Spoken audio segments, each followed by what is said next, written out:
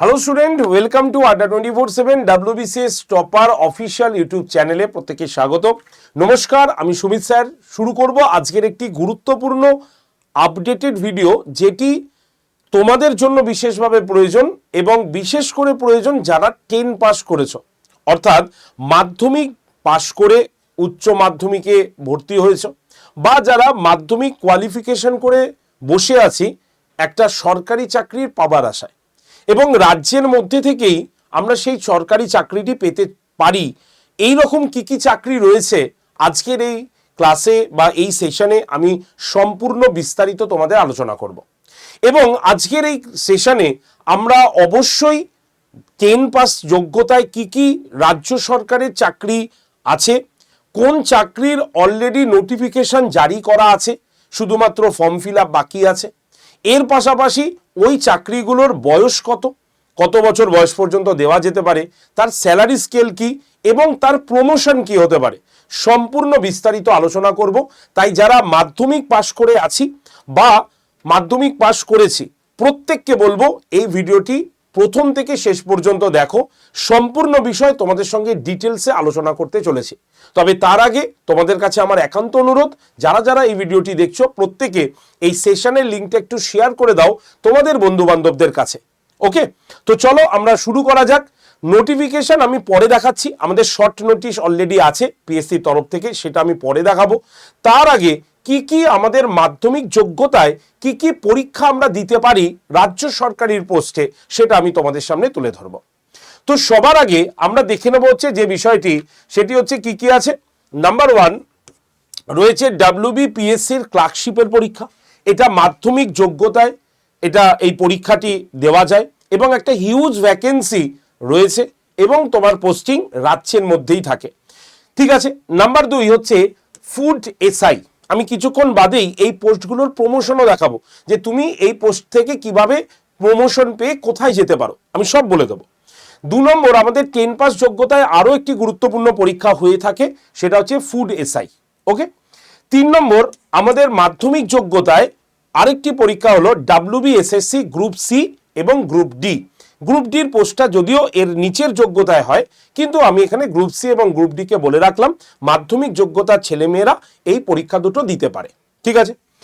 4 নম্বর হচ্ছে আমাদের হাইকোর্টের এলডিসি এবং এলডিএ ক্লার্ক যেটা রয়েছে, সেটাও মাধ্যমিক যোগ্যতায় পরীক্ষাটি হয়ে থাকে। এছাড়া রয়েছে পঞ্চায়েত সেক্রেটারির পোস্ট, আচ্ছা, পুলিশ কনস্টেবল এবং ফরেস্ট গার্ড। হ্যাঁ, আমাদের এই যে ফরেস্ট গার্ড, এটা ওয়েস্ট বেঙ্গল ডিপার্টমেন্টের ফরেস্ট গার্ড। এই 7টা পোস্টে তোমরা রাজ্য সরকারের 10 পাশে তোমরা কিন্তু চাকরি অ্যাপ্লাই করতে পারো। ঠিক আছে। তাহলে 10 পাসের যোগ্যতায় রাজ্য সরকারের কি কি চাকরি আছে এইটা খুঁজতে গিয়ে অনেকেই তোমরা কিন্তু পাচ্ছ না যে আলটিমেট কতগুলো চাকরি আছে রাজ্য সরকারের। এই টোটাল 7টা পোস্টে চাকরি কিন্তু রয়েছে 10 পাস যোগ্যতায়। ক্লিয়ার, বোঝা গেল?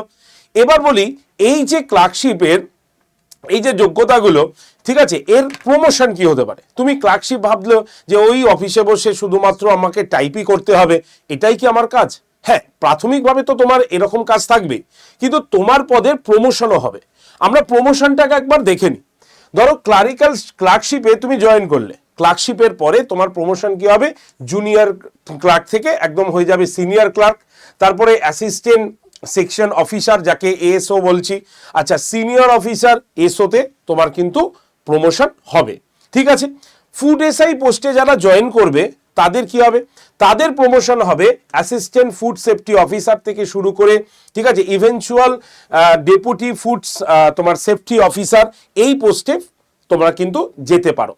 আচ্ছা, এলডিসি যারা হয়ে জয়েন করবে তাদের ক্ষেত্রে কি হবে? তাদের যদি আমরা দেখি যে তার পদের পদোন্নতি হয়েছে, তাহলে কি হবে? লোয়ার ডিভিশন অ্যাসিস্ট্যান্ট, ঠিক আছে, আপার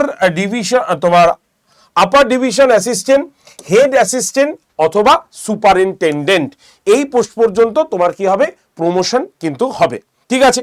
আচ্ছা, ফরেস্ট গার্ডের ক্ষেত্রে আমরা কি দেখব? হেড ফরেস্ট গার্ড আর রেঞ্জ ফরেস্ট অফিসার, এই পোস্টে তোমাদের কিন্তু যাওয়ার সম্ভাবনা থাকে। অর্থাৎ এইগুলো হচ্ছে প্রমোশনালি পোস্ট এগুলো। ঠিক আছে।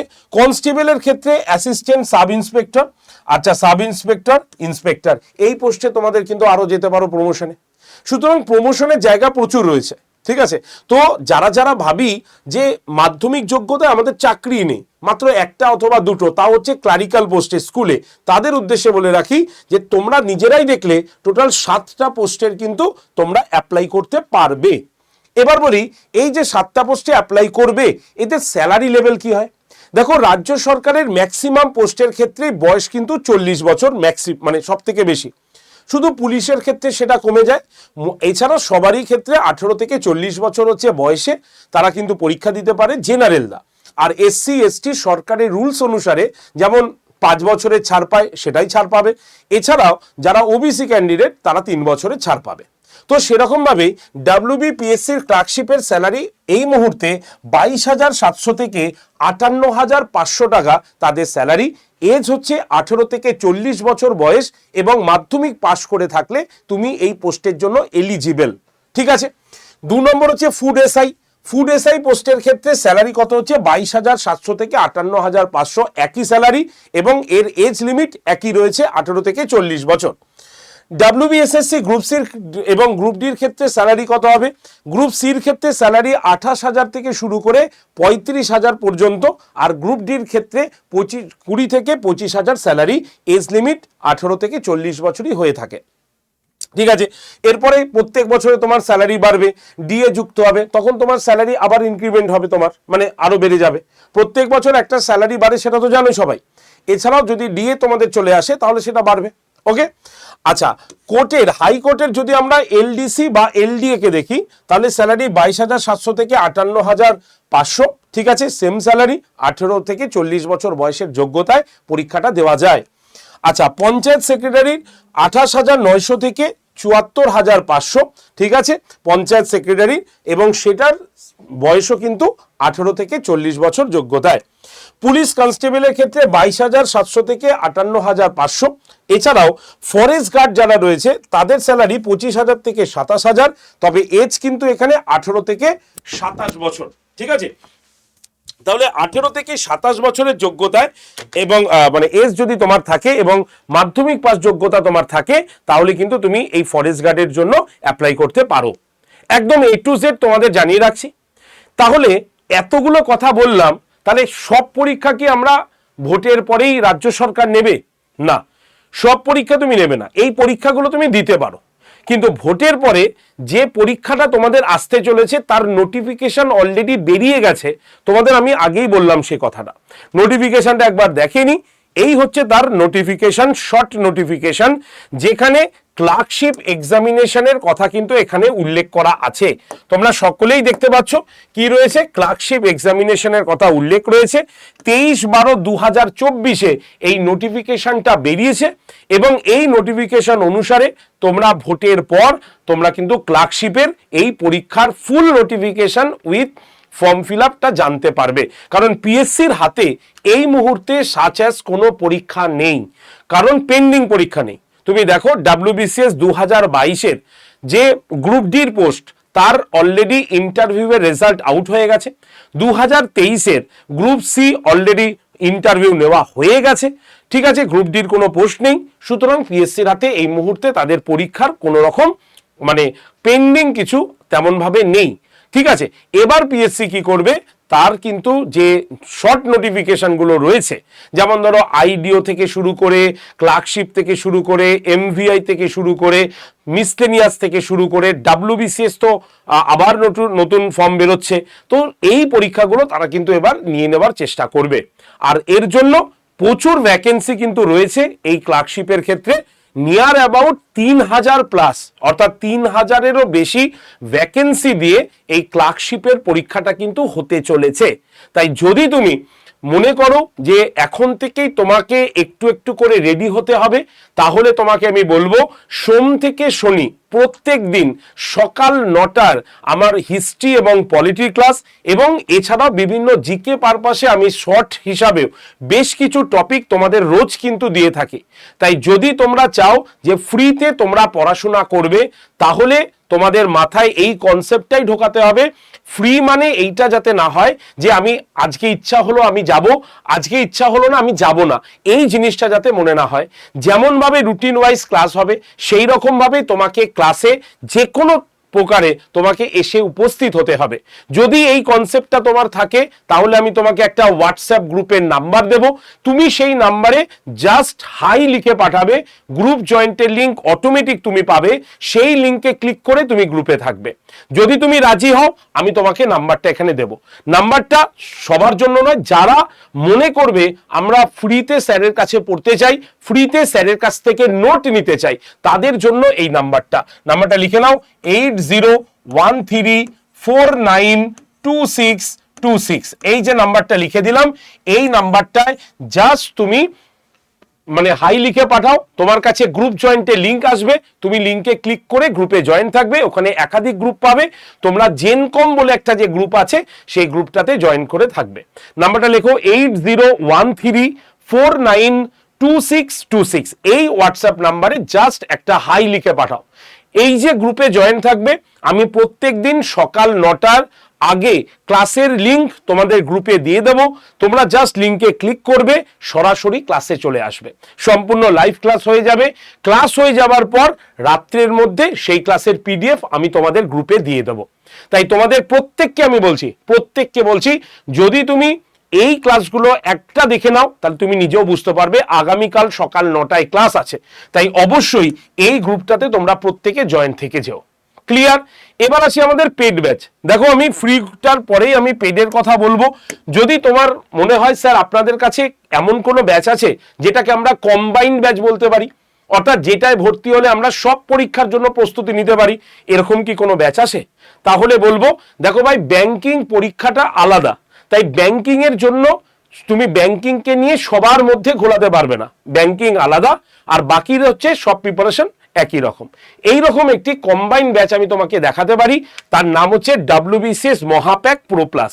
ঠিক আছে, এই ব্যাচটা কেন দেখাচ্ছি, কারণ এই ব্যাচটায় তোমরা অনেকেই ভিডিওটা দেখছো বা দেখবে যারা স্নাতক যোগ্যতায়, তাহলে তারা তো শুধুমাত্র মাধ্যমিক যোগ্যতার পরীক্ষাটা দেবে না, তারা তো হায়ার লেভেলের পরীক্ষাটা দেবে। তাহলে এমন একটা ব্যাচ তোমাদের সামনে তুলে ধরতে চাই যেখানে মাধ্যমিক যোগ্যতার ছেলেমেয়েরাও নিতে পারে, উচ্চ মাধ্যমিক যোগ্যতার ছেলেমেয়েরাও নিতে পারে এবং গ্র্যাজুয়েশন যোগ্যতার ছেলেমেয়েরাও নিতে পারে। এরকম একটি ব্যাচ হচ্ছে আমাদের WBCS মহাপ্যাক প্রো প্লাস এই ব্যাচটা। এই ব্যাচে আমরা প্রত্যেকটা বিষয় আলাদা আলাদা স্যার ম্যাডামদের দ্বারা সম্পূর্ণ ডিটেলসে তোমাদের কাছে এই বিষয়টা পড়াবো। তোমরা ডিটেলসে পড়বে, তারপরে সেই ডিটেলসটার উপরে ভিত্তি করে MCQ কোশ্চেন পাবে, প্রিভিয়াস ইয়ারের কোশ্চেন পাবে সব। আর যে পরীক্ষাগুলো মেন্স লেভেলের হয় সেই পরীক্ষারও প্রস্তুতি এখানে তোমরা পাবে, কারণ WBCS মহাপ্যাক নিলে WBCS prelims, WBCS mains, WBCS optional সবকিছু তোমরা কিন্তু এখানে পেয়ে যাবে। এবার আসে কি মক টেস্ট আর স্যার বইয়ের কথা। এই যে মক টেস্ট আর বই নিয়ে যারা চিন্তিত তাদের বলে রাখি, এই ব্যাচটায় ভর্তি হলে তোমরা 14টা বই পোস্টাল অ্যাড্রেসে তোমার বাড়িতে গিয়ে পৌঁছাবে, কোনো রকম ডেলিভারি চার্জ লাগবে না। আর মক টেস্ট প্রায় 1700-র উপরে মক টেস্ট এই ব্যাচটার মধ্যে দেওয়া রয়েছে। তাই তুমি যদি এই ব্যাচটায় ভর্তি হও, শুধু তোমাকে কিনতে হবে বাড়ির বাইরে থেকে খাতা পেন আর নেট রিচার্জ, বাকি সব কিছু আমরা তোমাকে প্রোভাইড করব। পড়াশোনা করো, একটাই ব্যাচ, জীবনে একটাই ব্যাচ নেবে এবং চাকরি তোমরা অনেকগুলো নেবে। তার জন্যই এই ব্যাচটা তোমাকে সাজেস্ট করলাম। যারা ভর্তি হতে আগ্রহী, এই যে নাম্বার 8013492626 নাম্বারটা লিখে নাও, এই নাম্বারে ডিরেক্টলি কল করে নিও। আমাদের প্রতিনিধিরা তোমাকে ব্যাচের সম্পূর্ণ ডিটেলসটা বলে দেবে এবং কিভাবে ভর্তি হতে হয়, কিভাবে ক্লাস দেখতে হয়, A to Z সবকিছু তোমার সামনে ক্লিয়ার করে দেবে। তাই দেরি না করে আজকেই এই নাম্বারে কল করে নাও এবং সম্পূর্ণ ডিটেলস ইনফরমেশন নিয়ে পড়াশোনা শুরু করে দাও। ঠিক আছে, তাহলে দেখা হবে কিন্তু আগামীকাল কটার সময়, ঠিক সকাল 9টার সময়। যারা যারা এই ভিডিওটি দেখেছো গ্রুপে আছো তাদের গ্রুপে আমি লিংক দিয়ে দেবো, তোমরা চলে এসো ঠিক সকাল 9টায়। একটি গুরুত্বপূর্ণ টপিক তোমাদের সঙ্গে আলোচনা করব এই ক্লাসে। তাই অবশ্যই যারা যারা ভিডিও দেখলে ভিডিওটি লাইক শেয়ার করার পাশাপাশি চ্যানেলটিকে সাবস্ক্রাইব করে রাখো, যাতে নতুন ভিডিওর লিঙ্ক এলেই তোমার কাছে তার নোটিফিকেশন পৌঁছে যায়। ধন্যবাদ সকলকে, আশা করি প্রত্যেকে ভালো থেকো এবং প্রত্যেকে ভালো করে বুঝেছো এবং তোমরা তোমাদের নিজেদের লক্ষ্য স্থির করে তোমরা এগিয়ে যেতে পারবে আশা রাখছি। ধন্যবাদ সকলকে।